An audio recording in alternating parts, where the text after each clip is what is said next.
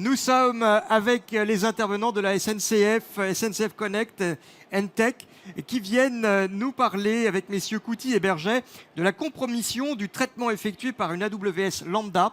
Je vous laisse vous présenter votre sujet.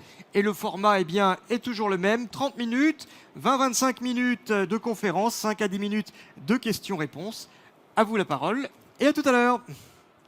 Bonjour à tous et merci d'être venus.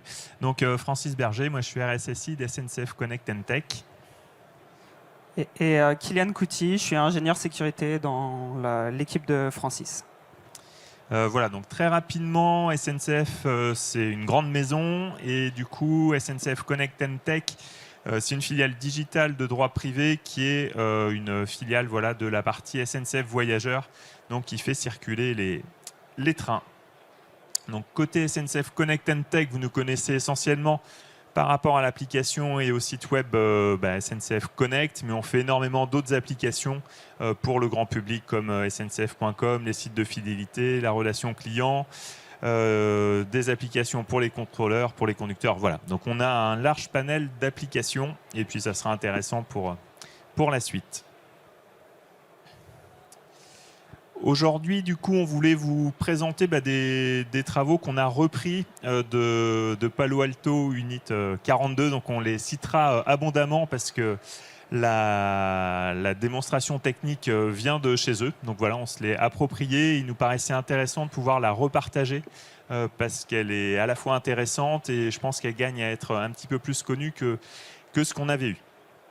Donc pour présenter tout ça, en général, ce qu'on fait chez nous, enfin c'est même pas en général, c'est ce qu'on essaye toujours de faire, c'est de se dire on va faire une kill chain pour voir d'où part l'attaquant, où est-ce qu'est son trésor, qu'est-ce qu'il cherche à avoir, et finalement essayer de mettre le plus d'étapes possible entre le début et la fin, et plus on va rajouter de couches, chaque couche ayant des trous, et ben voilà, c'est comme du gruyère, plus on va avoir 2 tranches de gruyère avec des trous les plus petits possibles, du coup plus on aura de chances d'arrêter l'attaquant avant qu'il puisse arriver au trésor. Donc voilà, on a des choses très classiques chez nous. Ce matin, pour ceux qui étaient là, on avait fait une présentation sur le contrôle RFC HTTP.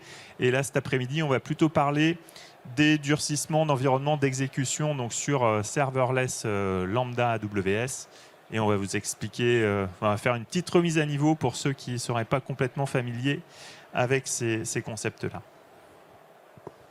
Alors, Lambda, qu'est-ce que c'est? C'est un service managé serverless sur AWS qui permet à un client d'exécuter du code sous différents langages de programmation. Donc, on a du Python, du Node, du Java, du PowerShell, vraiment des technos très classiques.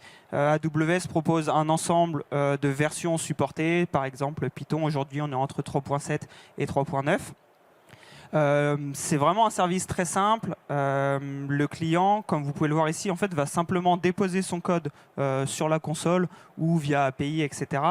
Et en fait, il va juste définir le langage qu'il va vouloir utiliser, la version qu'il veut utiliser, la fonction principale de son code, et globalement, c'est tout pour des versions. Enfin, pour une version très très simple, et c'est AWS qui va s'occuper de toute la gestion d'infrastructure et la manière dont le code est exécuté sur l'environnement sous-jacent.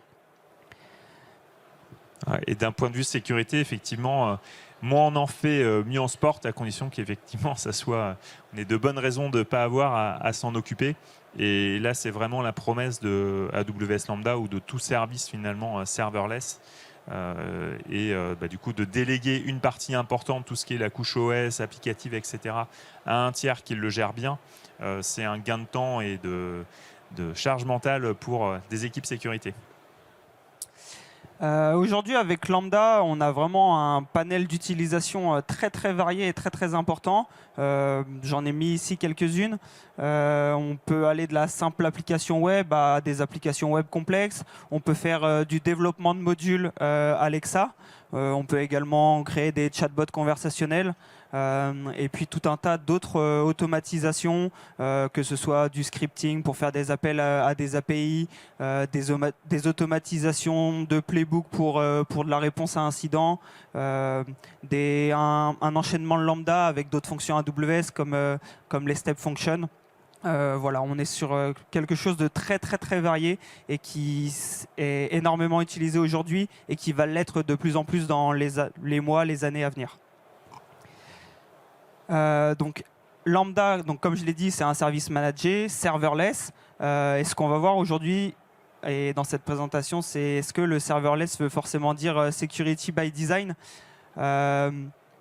Qui dit serverless, qui dit fournisseur cloud, implique un modèle de responsabilité partagée entre le fournisseur de cloud et le client. Le client, lui, il doit fournir naturellement son code applicatif, les librairies qu'il va utiliser dans son code applicatif, ainsi que la version de ces librairies. Donc il doit s'assurer que son code est sécurisé, qu'il n'y a pas de RCE, etc. Il a aussi la responsabilité de la configuration des ressources qu'il utilise pour son application lambda, mais aussi pour toutes les autres applications qu'il a sur son cloud. Et il a à sa gestion également la partie IAM, donc gestion des habilitations, des rôles, des policies, en essayant de respecter le principe du moindre privilège. Pour le fournisseur de cloud, ici en l'occurrence AWS, mais c'est la même chose pour les autres fournisseurs de cloud, il doit s'assurer que ce qui est utilisé par ces services managés soit sécurisé. Donc il a la responsabilité de l'environnement d'exécution, des serveurs sous-jacents qui sont utilisés pour le provisionnement des micro-VM, etc. La redondance, la résilience à travers les régions et tout. Vis-à-vis des menaces, comment cette matrice de responsabilité s'intègre? Alors, en fait, le client va encore être responsable de deux grosses menaces. Le premier, c'est qu'il doit fournir une application sécurisée qui va permettre d'éviter à un attaquant de la compromettre et ensuite de pouvoir abuser des droits de cette application pour récupérer des données sensibles.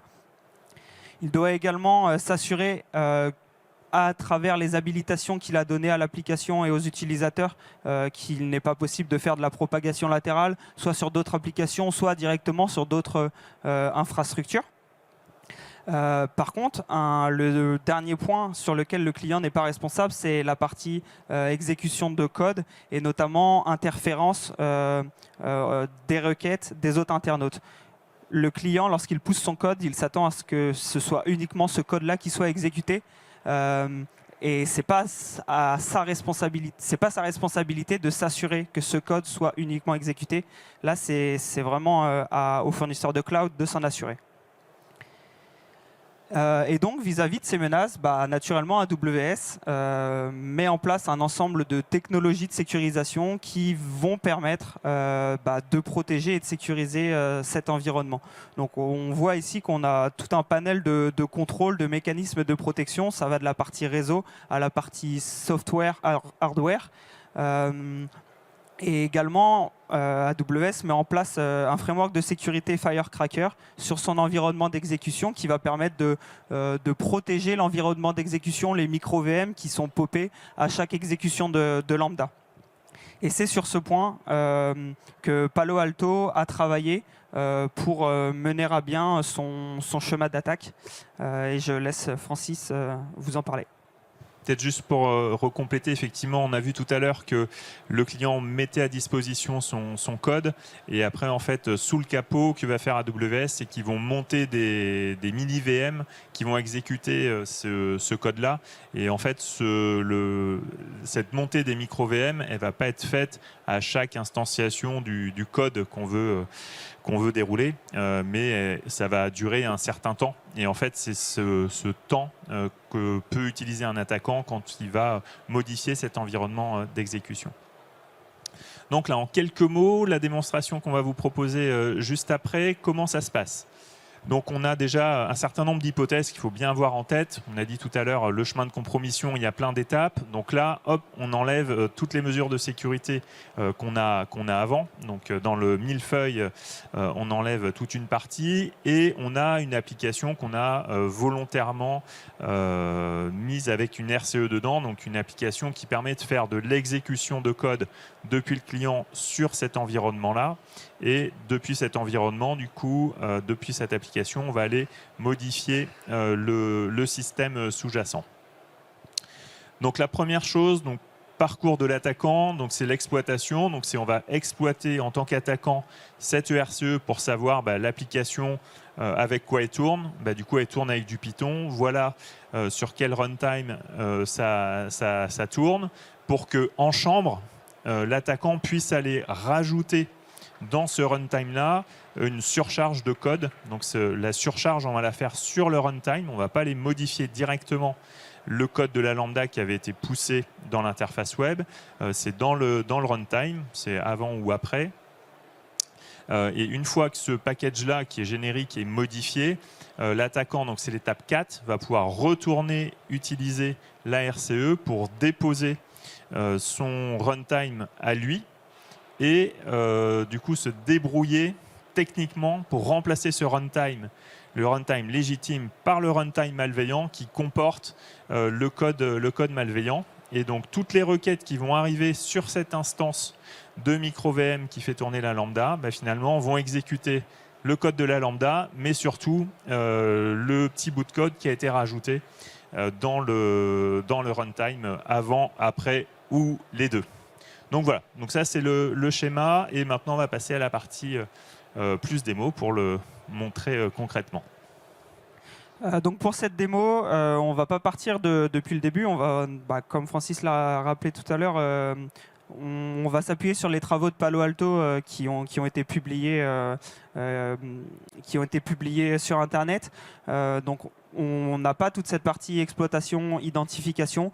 On a récupéré déjà le runtime que AWS met en place sur ces lambdas.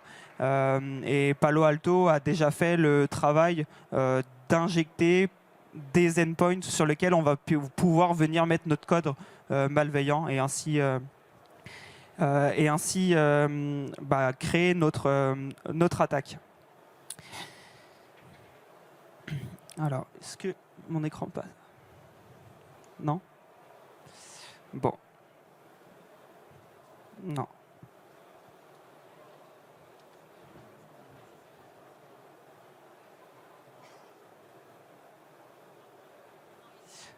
Bon, on a un petit souci apparemment de... C'est pas grave.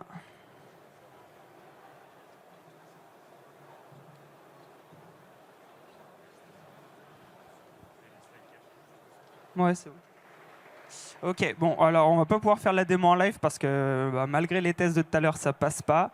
Donc j'avais prévu quelques slides pour vous expliquer tout ça. Donc globalement, qu'est-ce que fait notre lambda? En fait, elle vient juste récupérer des données YAML qui sont envoyées, on va dire, par le client. Ces données YAML, elles sont récupérées par la lambda, traitées à l'aide d'une fonction YAML load que l'on a récupérée d'une librairie Python. Et en fait, c'est cette fonction qui va être vulnérable et qui va permettre de l'injection de code. Donc, le client normal va pouvoir envoyer des données qui vont être formatées peut-être par quelque chose d'autre, par une autre lambda, peu importe avant. Donc là, en l'occurrence, on peut voir que c'est des données concernant un client, ici en l'occurrence moi, mais avec quelques informations classiques. Lui, par contre, l'attaquant, va se débrouiller pour envoyer des payloads malveillantes, et notamment ici, il est venu encoder en base 64 deux scripts. Le premier va permettre de venir exploiter la RCE de notre application pour pouvoir exécuter du code, et le second, c'est juste le code encodé en base 64 qui va être déposé sur la machine et qui va permettre de remplacer le process runtime utilisé par la lambda sur notre micro-VM. Le runtime malveillant. Alors en fait, finalement, c'est le runtime classique que l'on a pu récupérer sur AWS et dans lequel on est venu mettre une petite fonction. Et nous, en l'occurrence, donc un attaquant pourrait faire de l'exfiltration de données vers un serveur C2 qui le contrôlerait. Nous, on a juste décidé de nous envoyer une alerte sur Opgenie, qui est notre plateforme d'alerting, avec les données que le client a passées à la lambda. Simplement ça. Et en fait, ce code-là va être passé en paramètre de cet autre bout de code qui, lui, alors, va faire deux choses. La première, c'est écrire le fichier que l'on vient de voir juste avant dans le dossier temporaire qui est accessible en lecture-écriture sur les environnements lambda. Si toutefois ce n'est pas possible, ce fichier va être écrit en mémoire pour être ainsi récupéré plus tard. Et le gros point, le point qui est très important pour notre attaque, c'est cette dernière ligne, le os.execv, qui va permettre de venir remplacer le process courant qui appelle notre code par un nouveau process. Et là, en l'occurrence, c'est le code runtime dans lequel on est venu injecter du code malveillant et qui sera finalement, du coup, qui remplacera le process Bootstrap Python classique. Voilà, donc je vous ai fait une petite vidéo.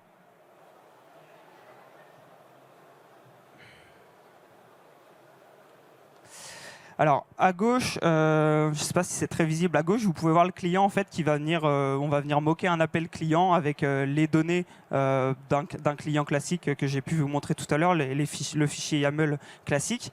Donc on voit que la lambda nous répond succès, probablement qu'elle a pu traiter correctement les résultats et les mettre en base de données ou autre.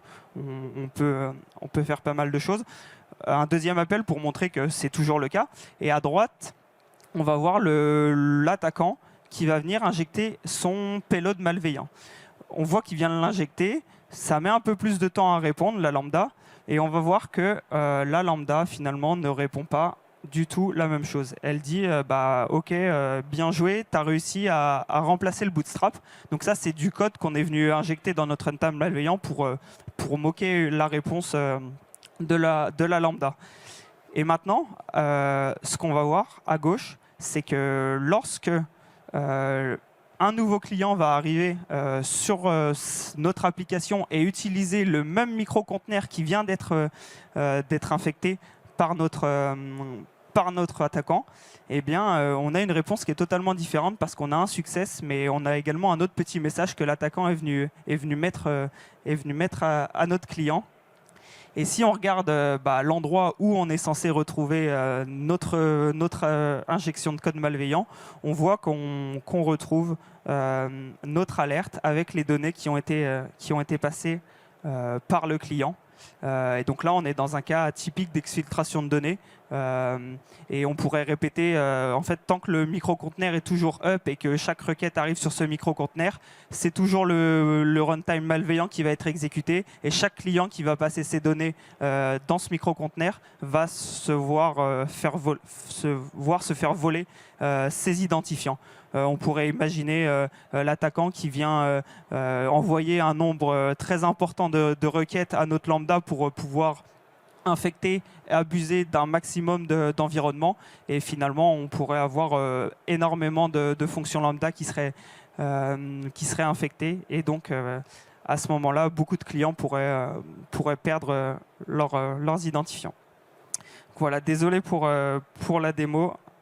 Peut-être juste aussi, là on a mis vraiment l'accent sur l'exfiltration de données. On peut, à partir du moment où l'attaquant exécute son code sur la lambda, on peut tout à fait dire qu'on le renvoie vers un autre endroit, qu'on lui injecte du code malveillant à son tour pour les infecter. Enfin voilà, les possibilités sont infinies. On a voulu là juste faire un use case assez simple, mais voilà, c'est ouvert à toutes les mauvaises idées. Juste du coup pour conclure, vraiment notre objectif aujourd'hui c'était, elle est bien résumée par la première phrase, finalement de se dire notre ennemi là c'est plutôt de la connaissance, c'est plutôt l'ignorance, c'est l'illusion de la connaissance. Donc voilà, nous c'était un petit peu le piège dans lequel on était tombé sur Lambda en se disant voilà, on envoie notre code et puis c'est automagique, c'est uniquement ce code-là qui s'exécutera et peu importe, même si on a une RCE, ça ne pourra pas impacter les autres clients qui viennent. Voilà, on s'était fait une petite illusion sur le sujet, donc ça nous paraissait intéressant de pouvoir le repartager un petit peu plus largement. Le papier de Palo Alto était du coup voilà, très intéressant, mais je pense qu'il n'a pas eu suffisamment de retombées et puis été suffisamment vu dans l'écosystème.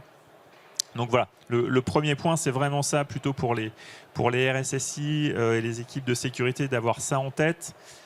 Pareil pour les attaquants auditeurs, attaquants éthiques, c'est aussi de rajouter ces scénarios-là dans leur pentest pour se dire, voilà, on a trouvé une RCE sur une lambda, on a peut-être été volé les informations en base de données, essayer de faire un pivot vers le reste du SI en utilisant les credentials autorisés, les autorisations de cette lambda-là. Il y a un troisième scénario qui est la persistance pour compromettre les autres clients. Donc voilà, bien penser à ça. Et puis pour la partie plus défense forensique, là c'est vrai que c'est assez compliqué. Il y a un changement de paradigme dès qu'on est sur du serverless. Toutes les anciennes méthodes de se dire on va aller faire un dump de la mémoire, on va aller regarder les artefacts sur le serveur pour voir des empreintes, des traces. Du coup sur du serverless, c'est des environnements qui sont éphémères, donc on n'a plus toute cette partie-là. Ce qui veut dire qu'il faut qu'on s'appuie essentiellement sur des logs, sur des métriques externes, et du coup voilà, ça nécessite quand même de repenser sa manière de faire du forensic sur ce type d'environnement, et il faut avoir en tête que ce type d'attaque est possible, donc du coup de bien intégrer dans ces scénarios de réponse à incident et d'investigation cette possibilité-là. Et puis, alors, voilà, pour les chercheurs, je pense que c'est un vrai sujet, il y a un vrai terrain de jeu à aller explorer pour se dire, ça, c'était une première attaque. Je pense qu'il y aura des améliorations qui vont être apportées par les clouders pour renforcer encore cette couche-là dans une approche sécurité en profondeur.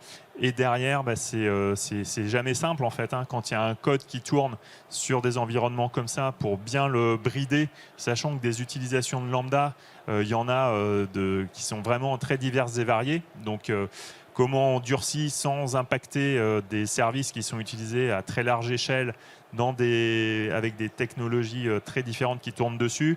Donc ça veut dire que voilà, on ne va pas arriver, je pense, tout de suite à avoir des choses extrêmement durcies sur cette partie. Et du coup, s'il y a des chercheurs, je pense que c'est un beau terrain de jeu. Côté SNCF Connect and Tech, on a fait le choix plutôt d'un monocloud dans un premier temps. Du coup, on n'a pas été regarder ce qui se passait ailleurs parce que c'est pas dans notre terrain de jeu quotidien. Je pense qu'il y a les mêmes sujets chez d'autres clouders. Donc voilà, je pense que là, il y a un sujet à approfondir. Et puis voilà. Bien, je vous remercie. On peut vous applaudir pour cette conférence et cette présentation. Je vais prendre l'un de vos deux micros pour procéder aux questions-réponses et m'adresser au public. Quelqu'un souhaite-t-il poser une question, obtenir une précision, prendre la parole? Oui. Pardon, monsieur. Bonjour, merci pour la présentation. Est-ce qu'il y a un downtime de la lambda au moment où vous changez le runtime? Est-ce que... Non, si une autre requête arrive en parallèle, soit elle sera exécutée dans un autre micro-environnement, mais au moment où il y a l'injection, on a juste un petit surplus de temps d'exécution, mais pas de coupure nette. Il n'y a pas de fixe prévu par AWS pour le moment? On est en discussion avec eux pour pousser le sujet.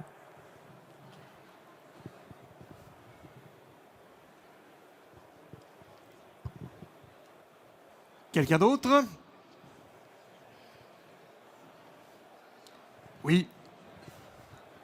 Sinon, je vais faire un petit sondage là. Qui avait connaissance de ce type de faille?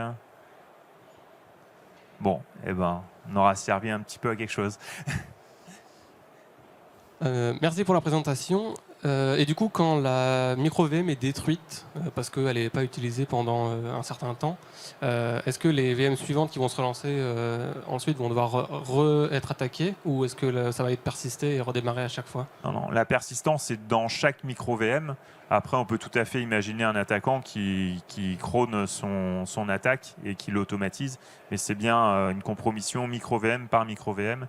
Donc si c'est une appli qui est extrêmement utilisée, avec des centaines de micro-containers, du coup, il faudra que l'attaquant compromette chacune de ces VM avec souvent une répartition aléatoire entre les VM.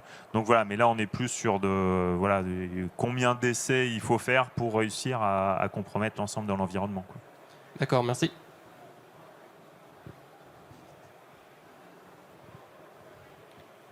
Une dernière question, une dernière intervention.